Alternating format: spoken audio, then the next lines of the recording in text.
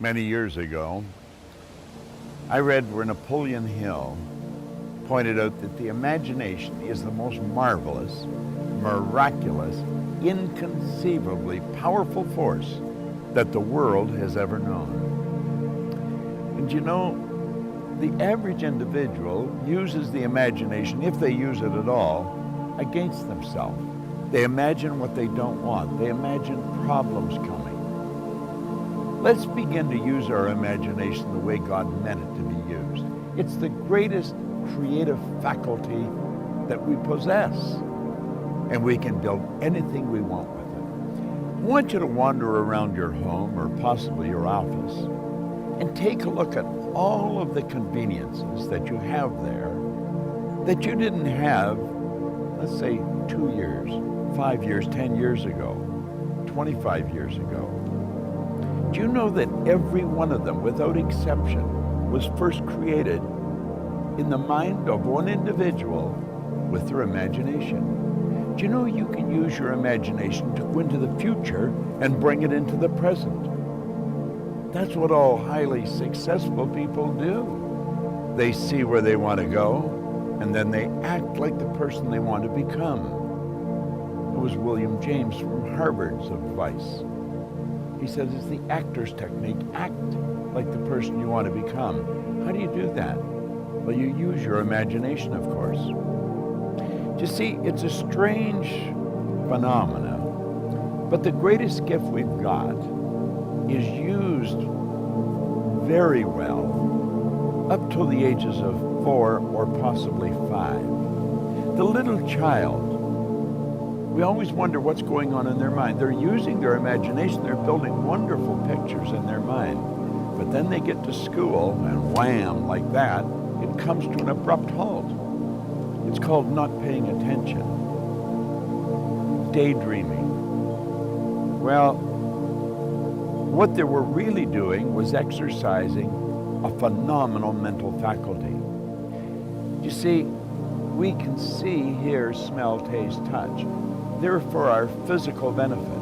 As long as we're living in a physical body and corresponding with the material world, we will use our sensory factors. But you know, I have a couple of little dogs at home that can hear, see, smell, taste, and touch. We've got higher faculties. You have perception, the will, memory, intuition, reason, and imagination. These marvelous tools. We can take our imagination and build an image in our mind of how we want to live. Block out what's going now. Don't let your present results have anything to do with this. Just what you want. And it's with your imagination that you will build it. Everything that we have, the camera that I'm speaking to right now, was first created in the mind of one individual. Think of how our world's changed. You see, we were gifted with these higher faculties. We're God's highest form of creation.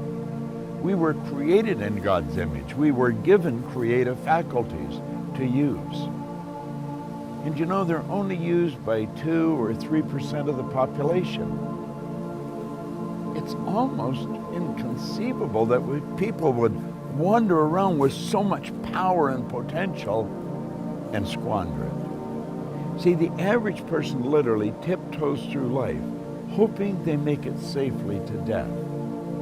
It's such a shame, and it doesn't have to be that way. Think we have giant corporations and little wee creative departments. And the primary reason for that is the average individual really does not believe that they're creative. Now think. Everyone's creative, and no one is more creative than another. It's just that some have chosen to use their creative faculties to a greater degree than others. Imagination, your imagination. What do you want? How do you really want to live? Build the picture in your mind. There's a power that is flowing to and through you. A creative, unadulterated power. It can be photographed leaving your body. Way back in the 30s, Semyon Kurlin, the Russian photographer, perfected a form of photography where you can actually photograph a person's body and you will see the energy glowing from them. Well, that energy flows into your mind. And it's the images you build in your mind that's going to dictate the vibration that this instrument you're living in is in. And the vibration on a conscious level is called feeling. Make certain that you exercise your imagination daily. Build beautiful images in your mind of how you want to live, and then hold those pictures there and live that way. The imagination, the greatest nation in the world, the imagination. You've got one. It's a marvelous creative tool. It deals with the invisible side of your personality. You see, no one will ever really see you. They'll only see your body, and they'll see you the great work that you do. Make certain that your work is great work. And if you keep your imagination alive, keep it active, you're going to have a phenomenal life. You know, life can get better every day, and it will get better every day through the proper use of your imagination. What a wonderful idea. This is Bob Proctor.